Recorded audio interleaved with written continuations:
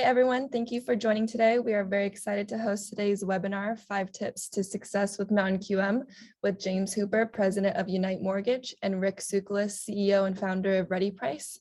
Rick, I will let you take it from here. Hey, perfect. Thanks, everyone, for joining. I'm glad you're here. I'm here with an old friend of mine, James Hooper. I call him Hoop. He likes to put it through the center of the hoop all the time. The scoop with Hoop, baby. And that's it. Just a fantastic, history of working with brokers over the last couple of decades here in the mortgage business. So we're excited to have him. We're excited to hear about what he's doing at Unite. Unite's coming new into the space and really getting after it here with James at the helm. But, there are myths, mysteries, and momentum. Those are the topics that James is going to put all of his tips under today.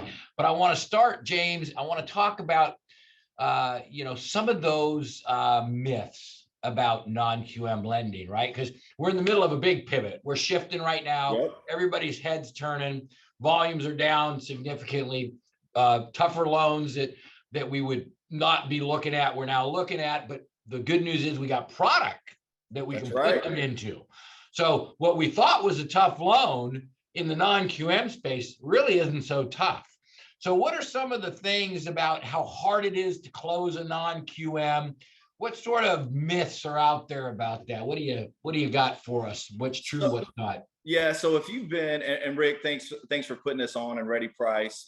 I've known Rick since I was 10 years old. 12 years ago? Just kidding. But no, if you've been doing this for a substantial long time, obviously, the biggest myth around it, right, is just the time and the energy that it takes to really close a non-QM loan, which some people refer to as a subprime loan, right? Now that we have QM, which is GSE loans. But the reality is the industry's evolved with non-QM, and the products evolved, technologies evolved. The security around fraud that was very prevalent in, let's just call it subprime loans, aka non-QM loans, are there to protect lenders and brokers and bankers for that matter. So one of the biggest myths is just the time it takes to close a loan. And on average, I can only speak for Unite, and obviously I've got colleagues that are very entrenched in the non-QM market. We're closing loans in less than 30 days, right? And these are loans that, again, have alternative documentation that do require a little bit more legwork, right? They're not getting day one certainty with Fannie Mae. You're not getting appraisal waivers, right? So all of those things that you have to go out and potentially get from a borrower, right, still hang true in this space depending on the product. So, one of the biggest myths is just the reality of the time it takes to close. So, and then the documentation around it, right? Yeah. So I think that's probably the single biggest myth. But, as you mentioned, as we open this call, right, rates are going up. So, the reality is fewer and fewer borrowers will be in the marketplace potentially. And some of these borrowers, particularly self-employed borrowers, who have really through the pandemic and even before the pandemic, were really shut out of home ownership. And now with the resurgence of non-QM, those borrowers can qualify and either refinance a home or purchase a home. James, I heard a couple of things real loud and clear, and I just want to level set because we are moving into this non-QM, discussion. What QM means is just simply a qualified mortgage, meaning that the mortgage is qualified for sale to Fannie Mae. It doesn't make them less than prime, which was the old name we had for them, which still, is coming along, where the borrower had maybe credit issues or other things going on. In today's modern non-QM world, it could be all about alternative documentation. And for a MLO, this is the time when guys that are really skilled, guys and ladies and gentlemen, right? When the originators are very skilled in their core competency, are going to accelerate and shine. This is a time for technicians. And that brings me to, the discussion around bank statement loans. One of the very first non-QM loans to get traction after the crash years ago, was the bank statement loan. What advice do you have for an MLO in trying to calculate those bank statement loans? How should he be looking at how to manage that? So there's certain lenders with certain technology, right? You know, I mentioned technology evolving in our space. So we do have some technology in the market where, you know, clients can just upload that 3-month, 12-month, or 24-month bank statement, and it'll self-analyze that for you. It'll, compromise all the deposits, look at the NSFs, it'll look at all that other stuff. That's not really fully engaged in the marketplace yet. So it is truly old school Excel, looking at the bank statements, looking at, you know, those deposits, those NSFs, and really adding that up. You know, a lot of lenders will do that for you. Some lenders, you know, require the loan officers to do it. What I will tell you is it's not as hard as what you think it is. So if you will spend some time and just understand how to look at that bank statement, how to add up those deposits, how to look up those NSFs, and what you can and what you can add based on that borrower's, you know, profession that they're in, it's really going to take you a short amount of time to do that. You know, certain lenders train their sales folks to do it. But the reality is it's not as complex as what you think. But the good news is, you know, there's variations of those bank statements that you can qualify off of. You know, like here at Unite, we have a 3-month, we have a 12-month, we have a 24-month bank statement program. And that's a huge business in today's marketplace. You know, you heard me mention self-employed borrowers in the marketplace. There's a lot of those guys who don't, they don't claim a lot on their tax returns, and they don't do some of those things that really put all of that money through their business account, and they qualify. You know, we just as an example, you know, they do get a little bit complex, right? So I'm not saying they're all cut and dry, right? Just like all self-employed tax returns, full doc borrowers are cut and dry. We just analyzed one yesterday with 400 pages of bank statements, right? 3 different business accounts. So that's a little bit more complex, but the reality is if you spend the time, and the loan amount was $2 million, right? So that borrower and that loan officer and us here at Unite, we spent the time to do that, where a lot of lenders don't want to spend the time, or loan officers, originators don't want to spend it. They see 400 pages and they see a headache, right? We see an opportunity. So, you know, the reality is they're not as hard as what you think, but if you will just spend the time and learn and educate yourself on how to do those, you're superseding the competition out in the marketplace just on, you know, learning something different that you didn't have to learn yesterday. So my takeaway, we just had a comment come in from Rod, one of the brokers that's on, you know, I know Rod very well. Yeah, the real subprime is an FHA at 580, right? Yep. What a great comment. So, you know, there's alternative documentation. To your point, your account executives can work with your brokers to show them how to do some rough calculations themselves, but you also have the technology that will calculate and do that for them. But my point, and the point that we started talking out in the myths, is this is really a time when a skilled originator who knows his craft and enjoys his craft, really likes to put deals together and work with consumers on it, is going to accelerate. Which leads me sort of to the next, you know, myth, and that's like, what's required in the non-QM world? What can you tell me about licensing? What can you tell me about TRID? And what can you tell me about AUS? Those are 3 big, you know, things that always come up for originators looking at new volume. So what's required? One of the things that I love about non-QM is, obviously with Fannie, Freddie, with Ginnie, we live in an automated world, right? So if it meets the findings, you know, most lenders says, hey, run AUS. If it meets the findings, you got a deal. So, you know, the reality is still run the findings, right? If you know, a lot of people run the findings today, originators, I speak to them all across the country. They're like, oh, I don't have a loan. My AUS is ineligible. Well, that's what a non-QM loan is, right? It's not eligible for sale to Fannie Mae. That's right. That's right. That doesn't mean that's good news. That doesn't mean that you don't have a loan. You know, we looked at one the other day and it was ran 27 times, because if you're not familiar, it does calculate how many times, it does count how many times you ran it. I can tell you, if you ran it more than 10 times, it probably needs to go non-QM for various reasons, because you're trying to get that loan to work. So, you know, again, based on that borrower, whether they're self-employed, whether they're W-2'd, whether they're unemployed, right? In the non-QM space, right, you have loan options. You know, one of the biggest ones we just mentioned were bank statement loans, right, for self-employed, W-2 borrowers. The next biggest one that we see is, the DSCR loan, debt service coverage ratio, right? That is truly for non-owner occupied investment properties, right? One of the unique things that I love about this property, and by the way, it's about 60% of the market right now. Wow. So non-QM loans. So if you're an originator not focused on those loans, you're really missing out, because there are a lot of originators, based off of what the FHFA did with the LLPA hits with the agencies. It's sometimes easier to go from an agency loan, right, and put that borrower into a non-QM investment loan. And here's why.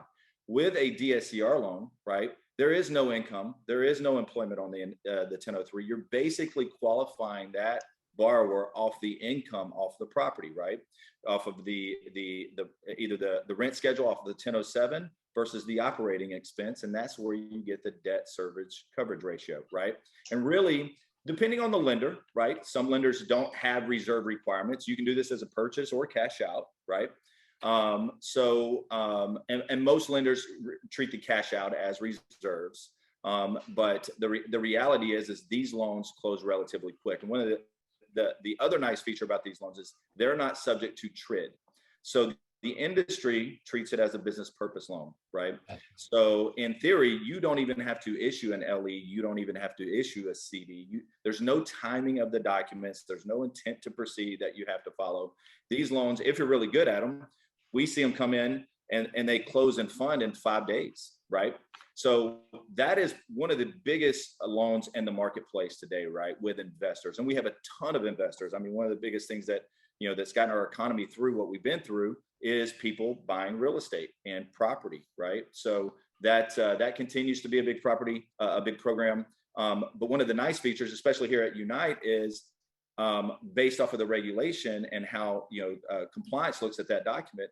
You don't have to be licensed in some particular states to originate and close these loans, right? So I'll give you an example. You're an originator in California.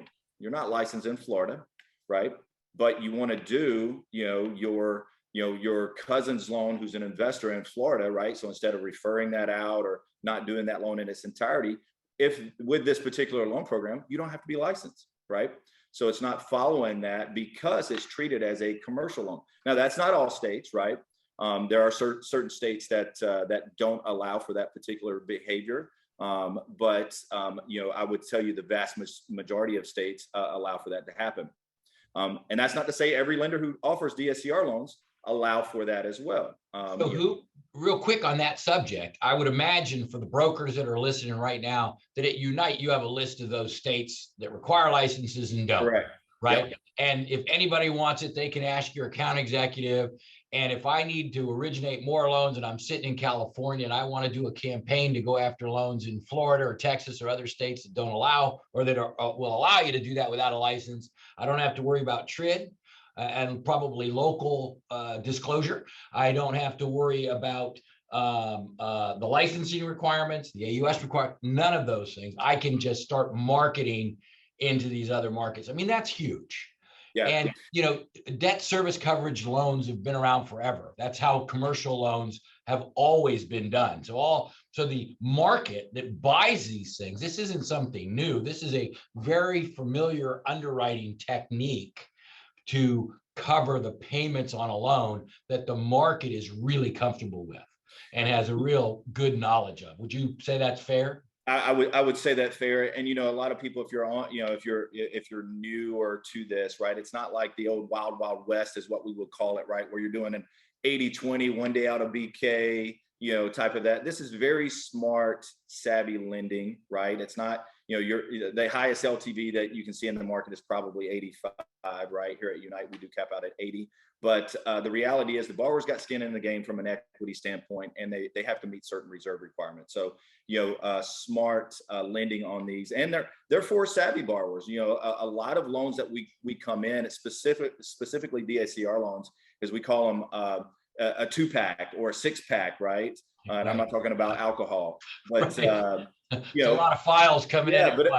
But if you're an originator and you have a lot of these contacts that have contacts for investors, most investors own multiple properties, and most of them want to either refinance with cash out and or go buy buy loans. We have a borrower right now who's trying to buy 6 investment properties, right? And you can do those all at one time. Again, they're very easy to do, and very, very quick and simple to close. So, then you deliver a 6-pack of file and a 12-pack of beer, right? That's right. Because somebody's gonna be spending a lot of time in those, in those files. So the next one, obviously there's other alternative documentations, right? You can do P&L, qualify someone, just off of the assets too. We have asset depletion loans, and then you have, written verification of employment loans. We call those WVOE loans. And then the last two that I will hit on are foreign nationals, right? We do have a lot of foreign investors, right, that come into our marketplace. They want to buy U.S. backed real estate. Those are big loans. And then the ITIN borrowers who want to go out and buy loans as well, who do not qualify for traditional financing through the GSEs, right? The QM side, that based on their visa status, that can come in and do those. So, I think today, as we mentioned, when we opened up, there's more product out there for consumers to either purchase a home or refinance, out in the marketplace than ever. And there's, one of the things that I love about our industry over the past, specifically the past couple of years, there's a lot of trade industries out there that really have promoted a lot of youth in our industry, right? A lot of young loan officers, right? A lot of young originators. And a lot of these guys don't remember, pre-financial crisis. So they don't even know that it's out there. So it's just like, if you're an originator and you talk to a consumer thinks that they have to put down 20% to buy a home, right? They have to put down 20%. They don't know that you can get a conventional loan at 95, maybe even 97, right? So a lot of the originators that haven't really been in this marketplace, just like the consumers, don't even know that you can put borrowers in homes like this particularly. So that's probably a perfect transition to where I wanted to go next, right? So we've dispelled a bunch of the myths around, non-QM. It's an organized market. It's been around. These products are known. It's not the wild, wild west. They're not subprime loans. To Rod's point, that's over there in FHA land. But, Rod. Right. So what I would like to kind of do is, you just touched on some high points of a few products. If you could, because we're trying to, get some education out, walk through the Unite product menu. Tell me a little bit about the circumstances that I should be looking for a self-employed borrower, how it fits your product, maybe when your P&L loan is appropriate, where do we'll get to where we find, but what about the ITINs and the foreign? Can you kind of walk through each one of them in high level? Here's the picture, and then here's what the borrower profile looks like. Yeah, so you'll start. What we start with is obviously every time an originator takes an application, right, 1003, based on their circumstances, right, they may or may not run AUS. We see a lot of full doc borrowers. This is one we did not hit on, right, that have a life event, right, either a foreclosure, short sale, bankruptcy, or some things that have hit them that still qualify, right? They still qualify. They can provide their W-2s, they can provide their income, they can do all that other stuff. But based off of guidelines for the GSEs, the QM loans, they don't qualify. We just had we just closed an individual's loan. She had a bankruptcy 3 years ago, right? She can't qualify for a standard Fannie Freddie loan, right? So she was able to get financing. She had 20% down, W-2 borrower. She paid a little bit of a higher rate, but instead of just turning that borrower away because she didn't meet AUS findings, she was able to get a home. Can we sit right there for 1 minute to talk about the higher rate piece? Because rates are still incredibly low, no matter how high they go. But, just for our audience to understand, when you're selling a loan to Fannie Mae, it comes with the implied guarantee of the U.S. government, Correct. Which in 2008, the U.S. government had to step in and save Fannie Mae. So there is a premium to have that interest rate subsidized, if you will, for a certain envelope of people that the U.S. government feels, hey, if I'm going to invest my money, I want to invest it safely, and I want home ownership to be at 62 to 70%, and they're always moving the target to try to have home ownership at a certain place, because with home ownership, you buy more durable goods, you're using more services, you're doing all these things that come with home ownership. You're down at Home Depot, so that little bit of a difference between a QM and a non-QM, it shouldn't even enter into, the game, right? It's what's the payment?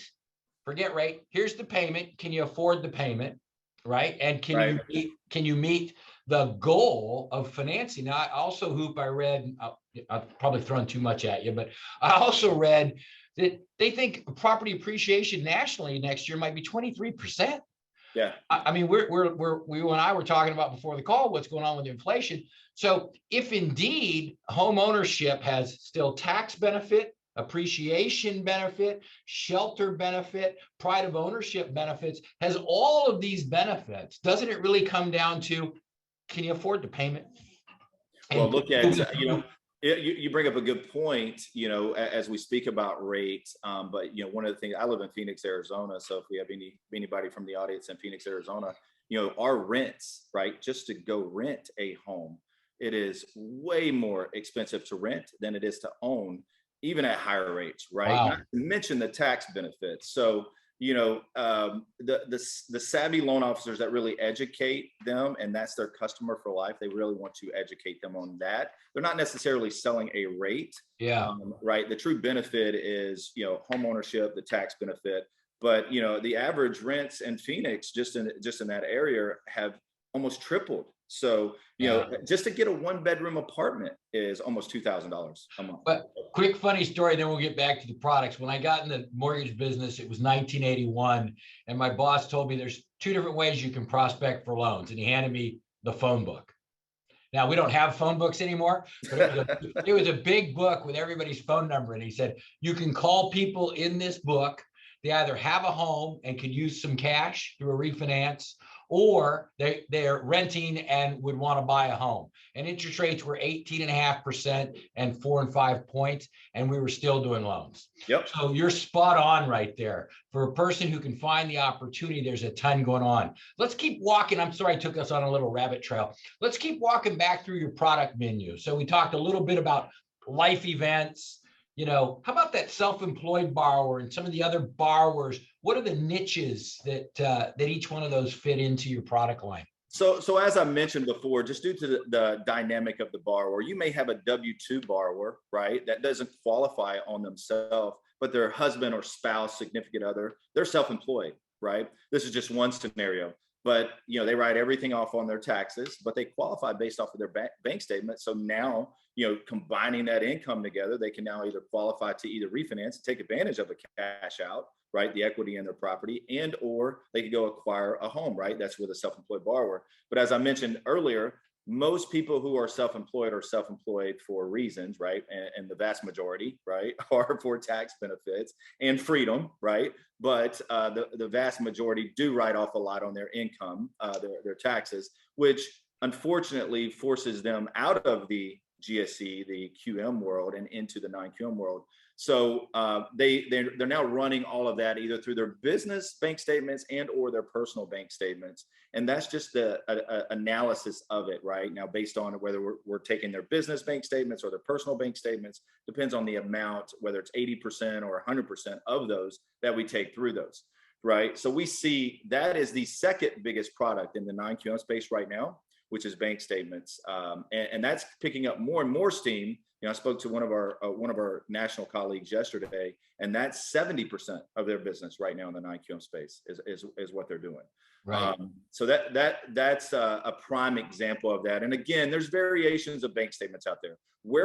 At Unite, we're one of the few lenders that actually offer a 3-month bank statement program, right? So you're just qualifying them off deposits over the last 3 months, and that's what you're going to go with.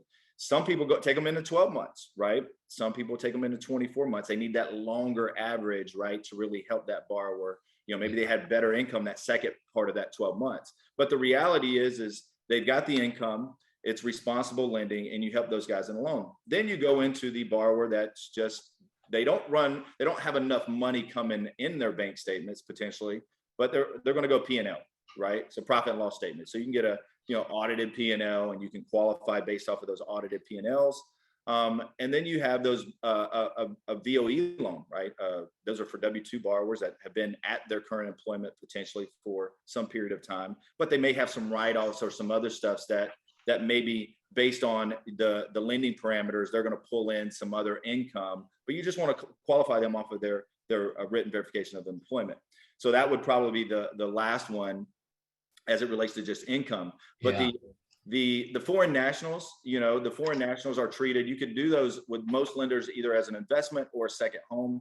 I haven't seen a lender in the marketplace doing those as a primary property, but there's a lot of foreign investors that come into the US and want to buy property. And again, most of the time there's no income, no employment, and foreign credit, right? There's a US credit, right? So who, on that subject of foreign, we're getting into the really fine tranches.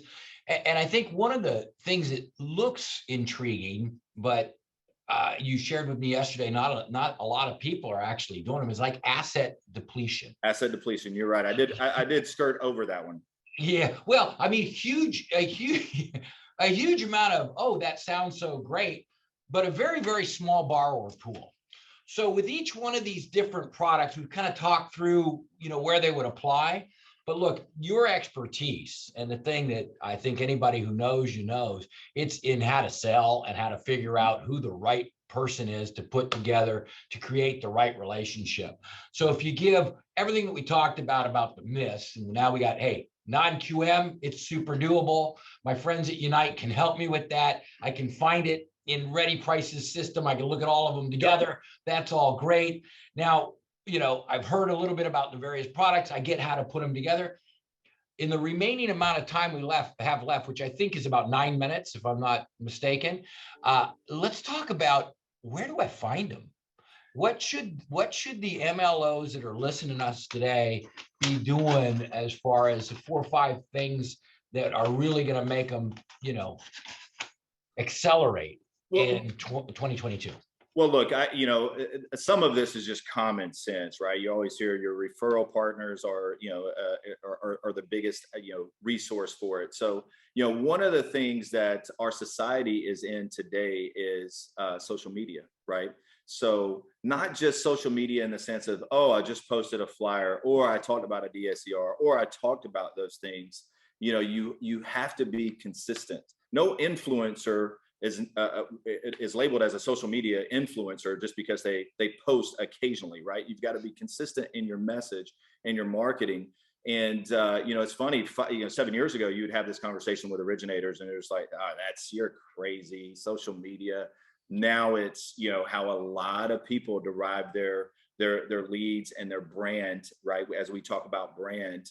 But if I'm an originator and I'm coming into the space, pick a product, pick the bank statements, right? Figure that out, become a subject matter expert, pick a DSCR loan, right? That investment, really go cater and go be, and market to those borrowers. And then whenever you think about the context of that, there's a lot of real estate agents that aren't educated. Back to my point earlier, there's a lot of newer real estate agents that are in the marketplace that don't know that these loan products exist.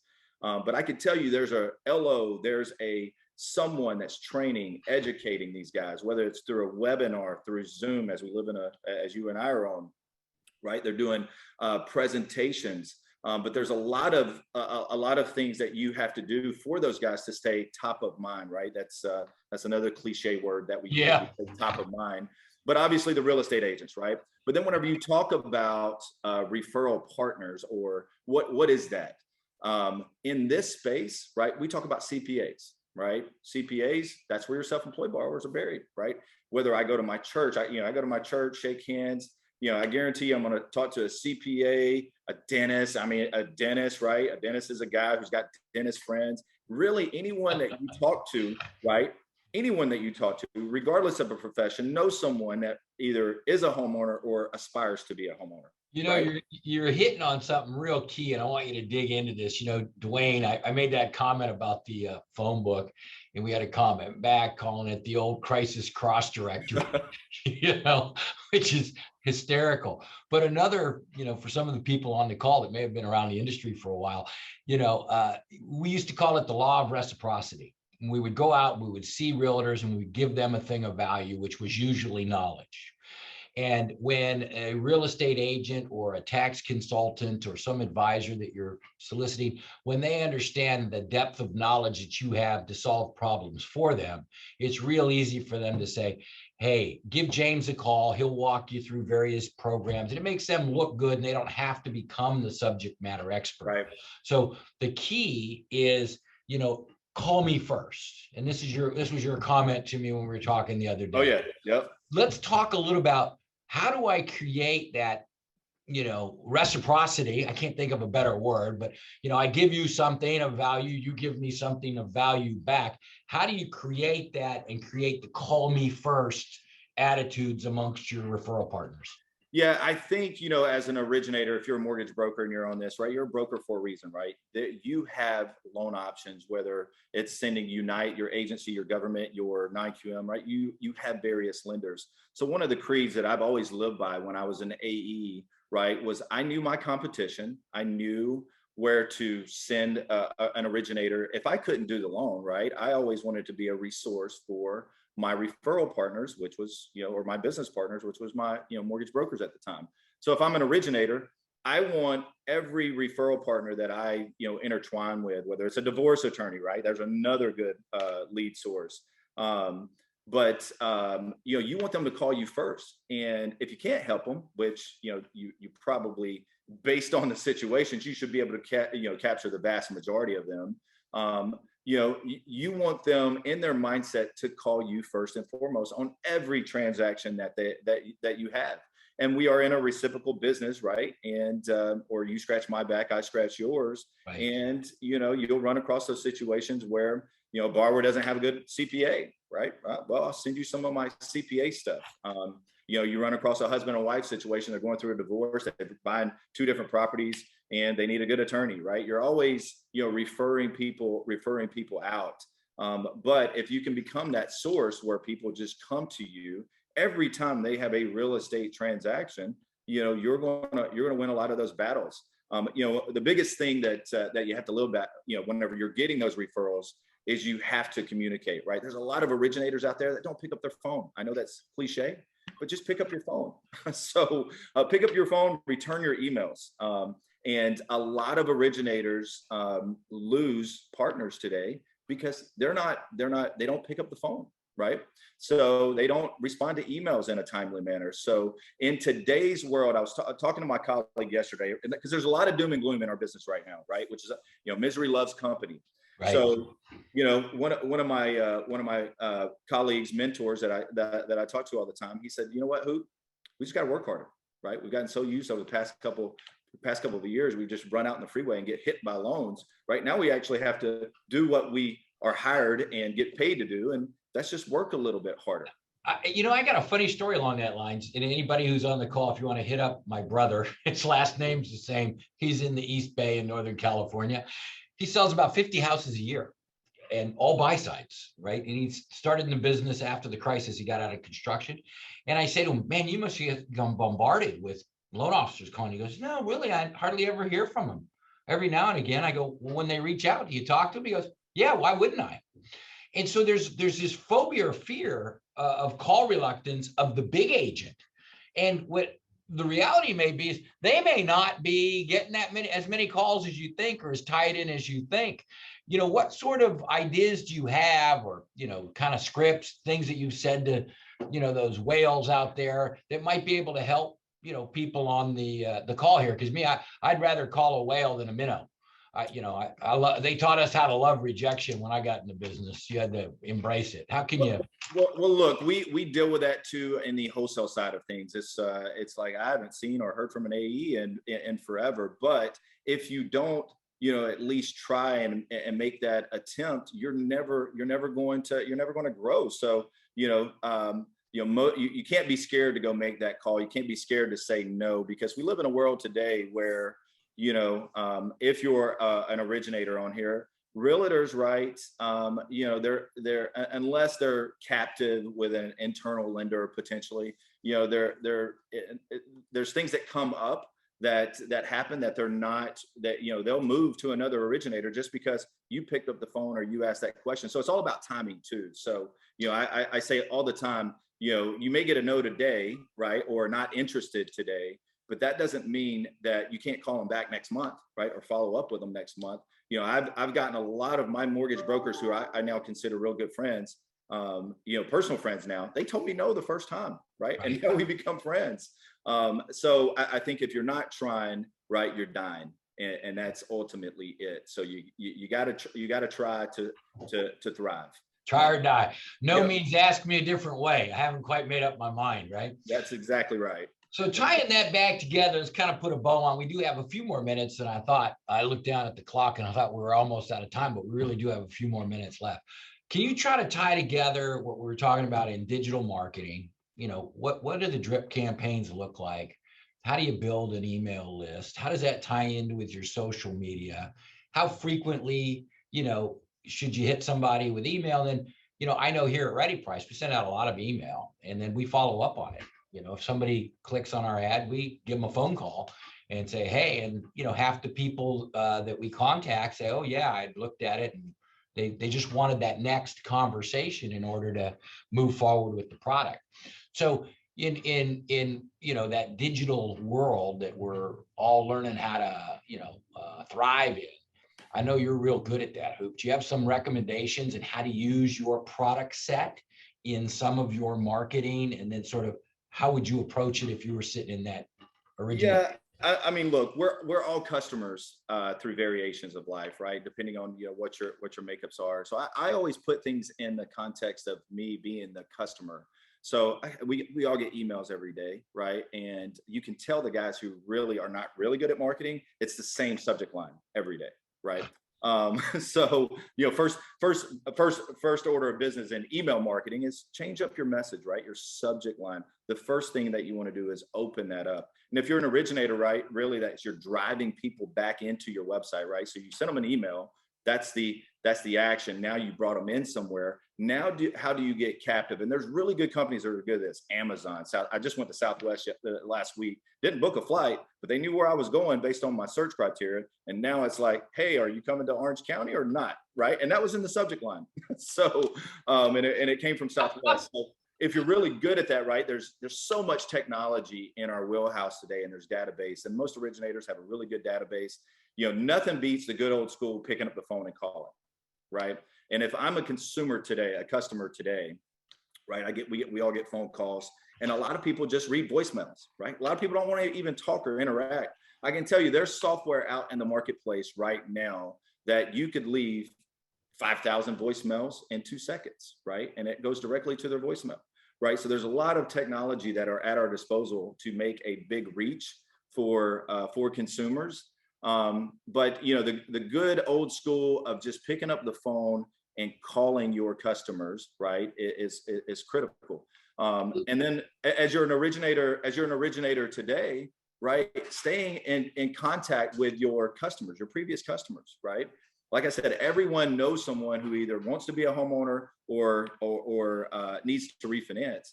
So there's a lot of originators today, and I will say this, right, as we talk about rate, unfortunately, they don't want to call that borrower that's at a 2.5% interest rate, right?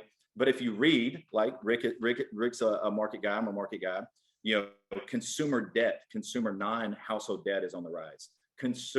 Equity is on the rise. So borrowers are also taking out credit card debt, which aspires to be a higher rate, you name it. Right. So with that increase, that borrower may have to go from a 2.5 to a 3.5% rate to maybe a 4.5 now, right? In order to go do that. So there's a lot of opportunity. I would say if I'm an originator today, the first thing I do is call my previous customers, right? I'm having that conversation with them. And then social media, right? There's various platforms out there that are on social media. I think the biggest one in our marketplace is probably Facebook. Although Instagram is picking up a lot of steam as well. But I know a ton of originators across the country that make a living just off of Instagram, right? The older population tends to be on Facebook. So we're seeing that migrate to Instagram, and they're spending a lot of time and money and consistency on platforms like Instagram. But you have to really look at your ROI, return on investment. You can't just post something or do a sponsored ad and do it once or twice and think you're going to get an ROI based off of that and say it doesn't work. What works is consistency, right? And changing the message, although the message is the same. So true. You hit on a bunch of great things there, right? The subject line in your email marketing, that straight to voicemail technology, you brushed over it real quick. Maybe there's a lot of folks on the line that aren't familiar with that, how you could broadcast a quick message to somebody's voicemail. Tell me about what would the length of time be? What are some of the products that do that? How you use that with great success? Fill in a little of the marketing piece here. Like, what would you, obviously we want to throw in the non-QM thing, but we don't want to use our jargon, right? If we had, what kind of a message could you put in there, and then what firms are providing that sort of technology? So look, I always say, hey, if you want to be top of mind and consistent, you touch a consumer at least 4 times a month, right? That could be email, that could be voicemail, that could be mail, right? That could be a combination of things. You don't want to get into a sense where you're, overly, or shall I call it desperately, talking to them. But right, if you, if I'm a real estate agent and I'm talking to a broker and I'm trying to get in front of a real estate agent, you can do that. Leave them a voicemail once a week, right? Or a phone call. Just contact them. One of the, this is a neat trick that I just found out as well. There's a software out there. It's called Thanks, THNKS, right? And this is based off of LinkedIn, right? LinkedIn is another great platform to always be in front of. But you talk about getting in front of Wells. I wanted to get in with one of the largest mortgage brokers in the country, and I sent him a thanks thing. So all I needed was his email address, but I sent him a virtual e-certificate for Starbucks, right, through this app. You can send flowers, cookies, pizza to an office, alcohol, anything that you want to do through this app. It's very simple, and it's just a nice gesture. I got a nice response back from the gentleman. He's like, no one has ever done that, and you just taught me something new that is very simple and easy to do. And I did it and got the appointment, got the account, also doing business with me. And the way that I was introduced to this was someone was trying to get my attention, right?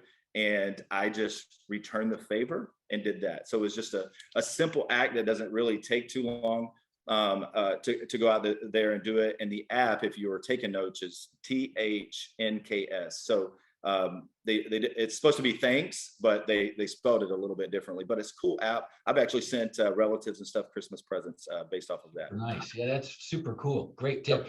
And what about the voicemail? Did you have a preferred vendor there, or is that something people should just go look up and do their own? So it's Sly Broadcast, right? That's B2B. And I'll tell you a funny story in closing. So my mother-in-law, I didn't want to call and wish her a happy birthday. So with this software, don't send this to Hoop's mother-in-law. Yeah. If you're listening, don't do that. So you can program the numbers in, right? You do whatever, CSV, upload, whatever. You record the voicemail, it goes directly into the voicemail. We've all got that phone call that was like, man, that went right to voicemail, or it didn't give you an opportunity to do it. So this particular Slide Broadcast, right? They have it as a business version. It does cost money. It's not free, but based on FTC and other requirements, based on what you're trying to market, who you're trying to market, right? You need to make sure that you check that out. I will caveat that. But it's a nice feature software where you can, essentially leave thousands and thousands of voicemails within a 2-minute Wow. drill. What a fantastic tip, Hoop. I think you did a fantastic job covering the topic. Thank you very much for joining us in your partnership. We love having you guys on the platform. Well, Rick, I will plug you guys. I've known you for a long period of time. You've been very successful in a lot of different ventures. So we do appreciate here at Unite, the value that you bring and allowing us to present. And if you're a mortgage broker and you're not on Ready Price's system, you're really, truly missing out on a nice, platform for you to go in and compare lenders and pricing and all of that stuff. So Rick and his team do a phenomenal job. So, and all of those who are in attendance, we greatly appreciate you guys sticking on the call. Yeah, thank you. And thank you, Darlene. I just saw your note. Thanks for the thank you. Yep. Thanks for the thanks. Hoop, talk to you soon, everybody. Thank you for being here. We'll look forward to seeing you again in the near future. You got it. See you guys. Take care. Have a great day, everyone.